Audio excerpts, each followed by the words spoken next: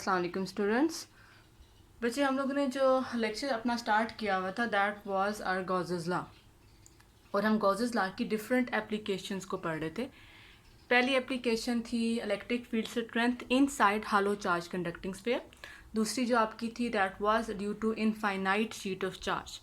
आज आपकी last application है इस कोर्स की, थर्ड जो आपकी एप्लीकेशन है उसको हम पढ़ने जा रहे हैं, that is electric field strength due to opposite charge plate. अब हमने इलेक्ट्रिक फील्ड स्ट्रेंथ को निकालना है, बट हमारा सिनेरियो थोड़ा सा डिफरेंट हो गया है। हमारा केस डिफरेंट क्या है कि अब इस केस में हमारे पास ऑपोजिट चार्ज प्लेट्स हैं। गॉसेस लॉ में की जो तीनों एप्लीकेशंस हैं, तीनों एप्लीकेशंस में सिर्फ 4 स्टेप्स फॉलो हो रहे हैं। अगर आपके जहन में वो 4 स्टेप्स हैं तो इन टॉपिक्स को याद करना मुश्किल नहीं है। ये टॉपिक भी आपका पेपर में लॉन्ग में आ सकता है। और वो 4 स्टेप्स क्या थे? आई होप सो कि आपको अब तक वो याद हो चुके होंगे। पहला स्टेप क्या था? फर्स्ट ऑफ ऑल आप क्या बनाएंगे? Gaussian surface. सेकेंड स्टेप क्या था? आप उसके अंदर से क्या निकालेंगे? Charge enclosed. थर्ड वाज आप किसको फाइंड आउट करेंगे? Electric flux. And the last was कि आप गॉसेस लॉ को अप्लाई करके किसका आंसर निकालेंगे? इलेक्ट्रिक फील्ड स्ट्रेंथ का। तो सबसे पहले हम थोड़ा सा इंट्रो लिखेंगे जिसमें हम ये बताएंगे कि हमने एक अपोजिट चार्ज प्लेट ली है और हमने उसके ऊपर चार्ज को यूनिफॉर्मली डिस्ट्रीब्यूट कर दिया है, और अब हम उसके अंदर उस चार्ज प्लेट के बीच में किसको फाइंड आउट करने की कोशिश करेंगे? इलेक्ट्रिक फील्ड स्ट्रेंथ को। सो सबसे पहले हमने काम क्या किया? हमने 2 अपोजिट चार्ज प्लेट्स ली, ओके, और इनफाइनाइट एक्सटेंट। इसका मतलब यह है कि इनकी जो लंबाई है वो भी आपकी क्या है? Infinite. Just like the case which we studied in our previous lecture, जिसमें हमने शीट को लिया था। इसी तरह से जहाँ पे आप ये समझ लें कि दो बेसिकली आपने क्या ले लिए? शीट्स ले लिए, लेकिन दोनों के ऊपर चार्ज क्या है? अपोजिट। और उसकी जो चार्ज है उसको हमने यूनिफॉर्मली डिस्ट्रीब्यूट किया हुआ है। ऐसे नहीं है कि किसी एक जगह पे चार्ज ज़्यादा है या किसी एक जगह पे चार्ज कम है। चार्ज आपका उस प्लेट के ऊपर यूनिफॉर्मली डिस्ट्रीब्यूटेड है, और उस प्लेट की इनर सरफेस के ऊपर क्या है? चार्ज। अब आप मुझे ये बताएं, आपने प्रॉपर्टीज़ में पढ़ा था इलेक्ट्रिक फील्ड की प्रॉपर्टीज़ में, इलेक्ट्रिक फील्ड लाइंस की, कि जो आपकी इलेक्ट्रिक फील्ड लाइंस हैं वो हमेशा स्टार्ट कहाँ से होती हैं? पॉजिटिव से, और एंड कहाँ पे होती हैं? नेगेटिव पे। तो इसके अंदर कुछ इस तरह से आपकी क्या है? इस प्लेट के अंदर इलेक्ट्रिक फील्ड लाइंस, यानी आपकी क्या मौजूद है? Electric field. इट मीन्स आपकी क्या मौजूद है? Electric field strength. पहली बात। दूसरी बात, इन प्लेट्स के बीच में स्पेस जो है वो वैक्यूम है। मतलब स्पेस है, वैक्यूम है, कोई बीच में मीडियम नहीं है। एक प्लेट पॉजिटिव और एक प्लेट नेगेटिव, बट उनके बीच में वैक्यूम है। और उन दो प्लेट्स के बीच में जो डिस्टेंस है, लेट से उस डिस्टेंस को हम क्या नाम है दे देते? डी का या एस का। It depends upon you, whatever you want to call it.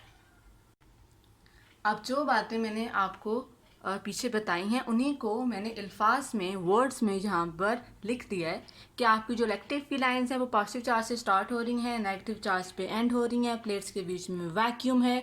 और what is our purpose, what is the purpose of this topic? And that is we want to find electric field strength between the plates. एक plate positive, एक plate negative, हम उन plates के बीच में किसको find out करना चाह रहे हैं? इलेक्ट्रिक फील्ड स्ट्रेंथ को। बट हम क्या अप्लाई करेंगे? By with the help of Gauss's law. तो हमारे पास 4 स्टेप्स हैं, उन 4 स्टेप्स को हम देखेंगे स्टेप बाय स्टेप। मैंने यहाँ पर डायग्राम में सिर्फ जो व्यू है अपोजिट चार्ज का वो थोड़ा सा क्या कर दिया है? डिफरेंट। पिछली डायग्राम में आपकी जो प्लेट्स थी वो वर्टिकल थी, इस डायग्राम में जो आपकी प्लेट्स हैं that are horizontal. It doesn't make any difference, आप उसको वर्टिकल के तौर पे भी सॉल्व कर सकते हैं। ओके, अब हमने सबसे पहले क्या बनानी है? Gaussian surface. गॉसियन सरफेस आपकी अपोजिट चार्ज प्लेट के केस में कौन सी होगी? Rectangular box. सिलेंड्रिकल आपकी शीट के केस में थी, लेकिन इस केस में जो आपकी अपोजिट चार्ज प्लेट्स हैं, जो आपकी गॉसियन सरफेस है वो रेक्टेंगुलर बॉक्स की शेप में होगी।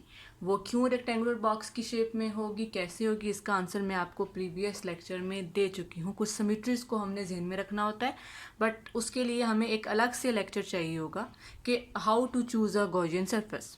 बट अभी के लिए आपके जहन में होना चाहिए, स्फेरिकल के लिए आपकी गॉसियन सरफेस स्फेरिकल होती है, शीट के लिए आपकी गॉसियन सरफेस सिलेंड्रिकल होती है, और अपोजिट चार्ज प्लेट्स के लिए आपकी जो गॉसियन सरफेस है वो आपकी रेक्टेंगुलर बॉक्स की शेप में होती है।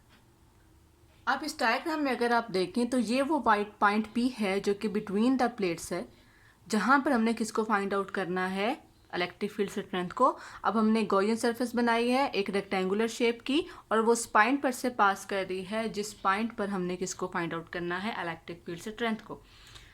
अब ये तमाम बात को अभी हम अपने वर्ड्स में यहाँ पर इसको थोड़ा सा एक्सप्लेन करेंगे।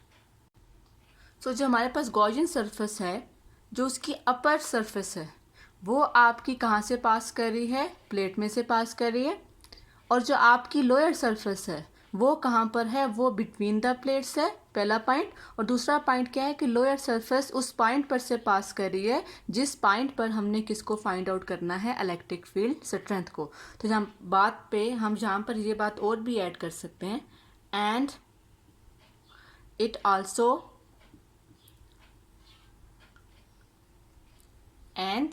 also passes through point P। तो जो आपका पहला जो काम था, पहला जो स्टेप था, दैट वाज गॉसियन सरफेस को निकालना, वो आप लोगों ने निकाल लिया। अब जो आपका सेकंड स्टेप है वो है आपका चार्ज इनक्लोज्ड। अब यहाँ पर अगेन हम जो डील करेंगे, हम टोटल चार्ज के साथ डील नहीं करेंगे, क्योंकि यहाँ पे जो शीट है उसकी जो लंबाई है वो इनफाइनाइट है। तो हम यहाँ पर किसके साथ डील करेंगे, सरफेस चार्ज डेंसिटी के साथ। और ये हम बड़ा अच्छे से एक्सप्लेन कर चुके हैं इन अवर प्रीवियस लेक्चर, उसको हम दोबारा से रिपीट नहीं करेंगे, उसको हम अगेन नहीं एक्सप्लेन करेंगे।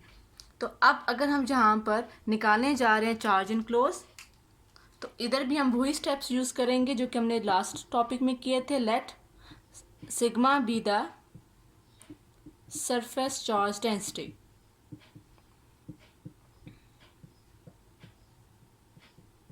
और आपने इसकी इक्वेशन क्या पढ़ी थी, चार्ज पर यूनिट एरिया। और अगर मैं यहाँ से चार्ज को सेपरेट कर लूँ तो सिग्मा और ए एक दूसरे के साथ जाकर क्या हो जाएंगे, मल्टीप्लाई। और इसको मैंने क्या नाम दे दिया, इक्वेशन नंबर 1। क्या आपने चार्ज निकाल लिया, दैट इज सिग्मा ए, और इसको मैंने क्या नाम दे दिया, इक्वेशन नंबर 1 का। सेकेंड जब का थर्ड जो है दैट इज क्या, अब आपने क्या निकालना है, इलेक्ट्रिक फ्लक्स। अब आप मुझे ये बताएं इस डायग्राम को देखते हुए कि इस डायग्राम को मैं कितने पार्ट्स में डिवाइड कर सकती हूँ। 1 part, second part, third part and 4 part. इसका मतलब है मैं इस पार्ट का भी फ्लक्स निकालूंगी, मैं इस पार्ट का भी फ्लक्स निकालूंगी, मैं इस पार्ट का भी फ्लक्स निकालूंगी, और मैं इस पार्ट का भी फ्लक्स निकालूंगी।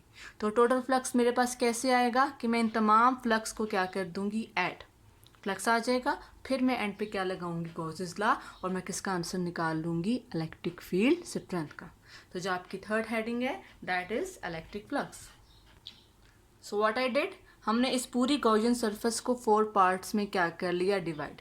एक आपकी है राइट साइड, एक आपकी है लेफ्ट साइड, एक आपकी है टॉप साइड, और एक आपकी क्या है, बॉटम साइड, या अपर एंड, और ये आपका क्या है, लोअर एंड। इसको हमने 4 पार्ट्स में डिवाइड किया। अब हम 4 पार्ट्स का सेपरेट क्या निकालेंगे, फ्लक्स। तो सबसे पहले हम देखते हैं flux through left side of the surface. This is what, this is your left side, okay, sorry, this is your right side, this is your left side, ये आपकी लेफ्ट साइड है। सबसे पहले हम इसके ऊपर क्या देखते हैं, अपना फ्लक्स। अब मुझे ये बताएं फ्लक्स की इक्वेशन क्या है, E dot A. Electric field तो आपको पता है, which is in that direction, right, this is your electric field, इसकी डायरेक्शन आपको पता है। अब आपको क्या चाहिए, वेक्टर एरिया। अगर ये आपकी सरफेस है, वेक्टर एरिया हमेशा सरफेस के क्या होता है, परपेंडिकुलर, तो ये आपका क्या बन गया, vector area. Alright, this is what, this is your vector area. अब मुझे ये बताएं, electric field is just like that and vector area is this, right. तो इन दोनों के बीच में एंगल क्या लग रहा है आपको, कितना है, 90 डिग्री। कितना है, 90। So what we will write, electric field and vector area are perpendicular. Okay, अगर वो परपेंडिकुलर हैं तो आप मुझे ये बताएं फ्लक्स की इक्वेशन क्या है। फर्स्ट पार्ट है आपका ई डॉट ए। ओके, तो स्टेप्स आपके क्या बन गए, ई ए कॉस थीटा, थीटा को आप क्या पुट कर देंगे 90, तो आपके पास इक्वेशन कॉस 90 आपको अच्छे से पता है कितना होता है, 0। तो आपका फ्लक्स 1 का आंसर क्या हो जाएगा, जब आप 0 को किसी भी नंबर से मल्टीप्लाई करवाते हैं तो आपका आंसर क्या हो गया, 0। तो 5-1 का आंसर आपके पास क्या आ गया, 0। आपने इस जो लेफ्ट साइड ऑफ सरफेस है उसका आपने फ्लक्स निकाल लिया विच इज़ 0। अब हम देख लेते हैं राइट साइड का फ्लक्स कितना है। ओके, सेकेंड, ये राइट साइड कौन सी है आपकी, this is your right side. Electric field तो आपको पता है, this is just like that. अब आपको किसका मसला है, वेक्टर एरिया का। वेक्टर एरिया हमेशा सरफेस के क्या होता है, परपेंडिकुलर। तो अगर ये आपकी राइट साइड है और इसकी सरफेस का एरिया है, दिस इज एरिया, तो वेक्टर एरिया हमेशा इसके क्या होगा, परपेंडिकुलर, जस्ट लाइक दैट। अब इलेक्ट्रिक फील्ड और vector, this is electric field and this is vector area. आपको इसके बीच में भी एंगल क्या लग रहा है, 90 ही लग रहा है, और विच इज़ करेक्ट। अभी भी electric field and vector area में एंगल आपका क्या है, 90। तो आपका जो सेकंड साइड है, जो राइट साइड है, उसमें भी फ्लक्स आपका क्या हो जाएगा, 0। इट मीन्स लेफ्ट साइड पे भी फ्लक्स 0 है और आपका जो राइट साइड है उस पर भी आपका फ्लक्स क्या हो गया, 0। दो साइड्स का आपने फ्लक्स निकाल लिया। अब आपकी एक रहेगी है टॉप साइड, एक रहेगी है बॉटम। अब इन दोनों को भी हम देख लेते हैं। Just look at the top surface, where is top surface. क्या टॉप सरफेस आपकी इलेक्ट्रिक फील्ड के अंदर आ रही है, नो आपकी टॉप सरफेस जो है वो इस इलेक्ट्रिक फील्ड के अंदर नहीं आ रही। इसका मतलब है इस केस में इस टॉप सरफेस की इलेक्ट्रिक फील्ड कितनी है, 0। तो आप मुझे ये बताएं, जब इलेक्ट्रिक फील्ड 0 है, जब फील्ड लाइंस ही 0 हैं, क्या वहाँ पे फ्लक्स होगा, इट मीन्स वहाँ पर भी आपका फ्लक्स क्या हो जाएगा, 0। क्यों 0 हो रहा है, एंगल की वजह से 0 नहीं हो रहा, लेकिन जो आपकी अपर साइड है, जो आपकी अपर सरफेस है, जो आपकी टॉप सरफेस है, ये इस इलेक्ट्रिक फील्ड के अंदर नहीं है, बल्कि ये इलेक्ट्रिक फील्ड से क्या है, बाहर। तो जहाँ पर हम क्या कंसीडर करेंगे कि आपका जो इलेक्ट्रिक फील्ड है अपर सरफेस का, वो क्या है, 0। जब अपर सरफेस का इलेक्ट्रिक फील्ड 0 है तो फिर ऑब्वियसली वहाँ पर जो आपका फ्लक्स है वो भी क्या हो जाएगा, 0। So what we can write, as there is no field inside this metal plate, इस मेटल प्लेट के अंदर तो कोई इलेक्ट्रिक फील्ड है ही नहीं। तो फिर आप मुझे ये बताएं, आपका जो फ्लक्स की इक्वेशन है ई डॉट ए, जब आपका ई ही 0 है, राइट, तो फिर आपका फ्लक्स भी आपका क्या हो जाएगा, 0। It means left side, right side और टॉप साइड, जो टॉप सरफेस है, इन तीनों सरफेसेस में आपका फ्लक्स क्या है, 0। तो फ्लक्स आपका सिर्फ और सिर्फ फिर किस में बचेगा, that is your lower surface, या जिसको हम बॉटम भी कहते हैं। अब अगर हम लोअर सरफेस के ऊपर गौर करें, इलेक्ट्रिक फील्ड तो आपको पता है उसकी डायरेक्शन दिस वन है, ये आपकी इलेक्ट्रिक फील्ड है और ये आपकी उसकी क्या है, डायरेक्शन है, दैट इज डाउनवर्ड। अगर आपकी इलेक्ट्रिक फील्ड तो आपको पता है और आपको ये भी पता है कि ये क्या है, एरिया, राइट। तो वेक्टर एरिया क्या होगा, वेक्टर एरिया हमेशा एरिया का क्या होता है, परपेंडिकुलर। तो ये आपका क्या बन गया, वेक्टर एरिया, क्योंकि इस सरफेस का परपेंडिकुलर ये होगा और इन दोनों सरफेसेस का परपेंडिकुलर ऑब्वियसली ये था। लेकिन अगर मैं स्पेसिफिक इस सरफेस की बात करूं तो इस सरफेस का ये आपका क्या है, परपेंडिकुलर। तो अब मुझे ये बताएं, जब इस सरफेस का ये परपेंडिकुलर है और यही डायरेक्शन इलेक्ट्रिक फील्ड की भी है, देख रहे हैं ये ब्लैक लाइन इलेक्ट्रिक फील्ड को शो कर रही है और जो रेड लाइन है ये वेक्टर एरिया को शो कर रही है, ये दोनों एक दूसरे के क्या हैं, पैरेलल हैं। तो जब ये दोनों एक दूसरे के पैरेलल हैं तो इलेक्ट्रिक फील्ड और वेक्टर एरिया में एंगल क्या हो जाएगा, zero. Electric field and vector area parallel हो जाएंगे। तो अब आपका जो लास्ट फ्लक्स है वो कुछ किस तरह से बनेगा, E dot A cos theta, और आपका थीटा किसके इक्वल है, ज़ीरो के, तो ई ए कॉस ज़ीरो किसके इक्वल होता है, 1 के। तो आपके पास 5/4 का आंसर क्या आ गया, ई ए। आई थिंक आप लोगों ने 5/3 को नाम नहीं दिया था, 5/3 को नाम दे दें पीछे। इसको हमने क्या नाम दे दिया, लेट्स से डी का। 5/1 को क्या नाम दिया है, ए का। 5/2 को क्या नाम दिया है, बी का। 5/3 को क्या नाम दिया है, सी का। और 5/4 को हमने क्या नाम दे दिया, डी का। अब हमने इन तमाम सर्फेसिस का क्या निकाल लिया है, फ्लक्स। तो टोटल फ्लक्स कैसे आएगा, 5/1 + 5/2 + 5/3 एंड + 5/4। मैंने अब सब फ्लक्स को ऐड किया तो टोटल फ्लक्स में मैंने सिर्फ 5/1 की वैल्यू को पुट करना है, 5/2 की, 5/3 की एंड 5/4 की। तो मेरे पास 5/1 क्या आया था, 0। 5/2 भी क्या था, 0। 5/3 भी क्या था, 0। जस्ट मेरे पास किसका आंसर आया था, 5/4 का, विच वॉज ई ए। तो मेरे पास जो टोटल फ्लक्स है उसकी इक्वेशन मेरे पास क्या आ गई, E A. Now I know the charge which is sigma A, and now I know the field which is now I know the flux which is EA। तो अब मैं लास्ट स्टेप है, अब हमने किसको निकालना है, इलेक्ट्रिक फील्ड स्ट्रेंथ को by applying Gauss's law. Equation 1 आपकी किसकी थी, चार्ज की, और इक्वेशन 2 आपकी किसकी आ गई, फ्लक्स की। तो मैंने क्या अप्लाई किया, गॉसेस लॉ। गॉसेस लॉ क्या है, phi = Q/ε0। अब मैं क्या यूज़ करूँगी, यूज़ इक्वेशन 1 Q वाली एंड इक्वेशन 2 फ्लक्स वाली। तो फ्लक्स वाली इक्वेशन का आंसर क्या आया था, ई ए, और Q वाली इक्वेशन किसके इक्वल आई थी, सिग्मा ए डिवाइडेड बाय ε0। अब यहाँ से एक चीज़ कैंसिल हो रही है, विच इज़ ए।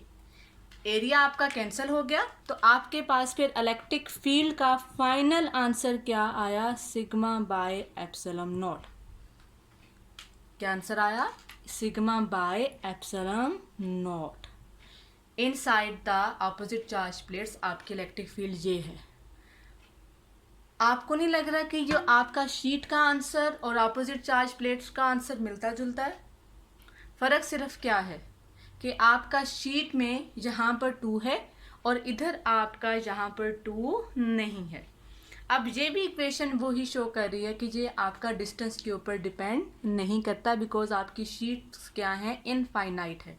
जो आपकी अपोजिट चार्ज प्लेट्स हैं वो भी क्या हैं, इनफाइनाइट। तो वो डिस्टेंस के ऊपर डिपेंड नहीं करता। क्यों नहीं डिपेंड करता, ये मैं आपको प्रीवियस लेक्चर में बता चुकी हूँ।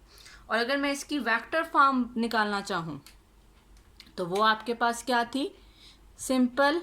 इलेक्ट्रिक फील्ड की डायरेक्शन हमेशा क्या होती है, परपेंडिकुलर। तो वेक्टर फॉर्म में जैसे आपने पहले लिखा था वैसे ही आपने यहाँ पर भी उसको लिख दिया है कि इलेक्ट्रिक फील्ड की डायरेक्शन आपके पास क्या है और यूनिट वेक्टर से आप उसको क्या करते हो, रिप्रेजेंट करते हो। तो यहाँ पे आपका जो ये टॉपिक है वो क्लोज हुआ। अब इस टॉपिक में से बहुत इम्पोर्टेंट एक एमसीक्यू जो आता है वो ये है कि आप बताएं अपोजिट चार्ज प्लेट की वजह से इलेक्ट्रिक फील्ड स्ट्रेंथ क्या है और शीट की वजह से क्या है। और बच्चे दोनों को आपस में कंफ्यूज कर देते हैं, तो ये जहन में रखना है, शीट में 2 है और आपकी अपोजिट चार्ज प्लेट में 2 नहीं है। एक मैं क्वेश्चन दे रही हूँ आपको, आप उसको सॉल्व करें। अगर आपको से सॉल्व नहीं हो रहा आप उसको कमेंट सेक्शन में मुझे लिखकर बता दें कि आपसे क्वेश्चन सॉल्व नहीं हुआ। क्वेश्चन ये है, this is your question, what is relation between electric field for positively charge sheet and 2 opposite charge plates. I will give you a hint. Relation का मतलब होता है कि इन दोनों का ताल्लुक बताना है आपने। इक्वेशन की एक साइड पर आपकी इलेक्ट्रिक फील्ड शीट की होनी चाहिए, आप उसको ES से रिप्रेजेंट करते हैं, और इक्वेशन की दूसरी साइड पे आपकी electric field opposite charge plate की होनी चाहिए, जिसको आप EO से रिप्रेजेंट कर सकते हैं। और आपने इन दोनों का आपस में क्या बताना है ताल्लुक। हिंट ये है, आप सिर्फ शीट को लिखें, उसकी इक्वेशन को लिखें फाइनल, और आप अपोजिट चार्ज प्लेट्स की फाइनल इक्वेशन को लिखें और दोनों को आपस में डिवाइड कर दें। कुछ फैक्टर्स कैंसिल हो जाएंगे, तो फिर आपका ताल्लुक किसका आ जाएगा, शीट का और अपोजिट चार्ज प्लेट्स का। जो आपका फाइनल आंसर आएगा वो मैं आपको यहाँ पे लिख के बता रही हूँ, लेकिन अगर ये पेपर में शॉर्ट क्वेश्चन आएगा तो आप इसको कैसे सॉल्व करेंगे, स्टेप बाय स्टेप। ओके, लेकिन अगर आपको कोई कन्फ्यूजन होती है आप नीचे कमेंट्स में बता सकते हैं। मैं आपको फाइनल आंसर बता रही हूँ, कुछ इस तरह से आपका क्या होगा फाइनल आंसर, कि अपोजिट चार्ज प्लेट्स की फील्ड को जब आप हाफ करेंगे तो वो किसकी फील्ड बन जाएगी, शीट की फील्ड बन जाएगी।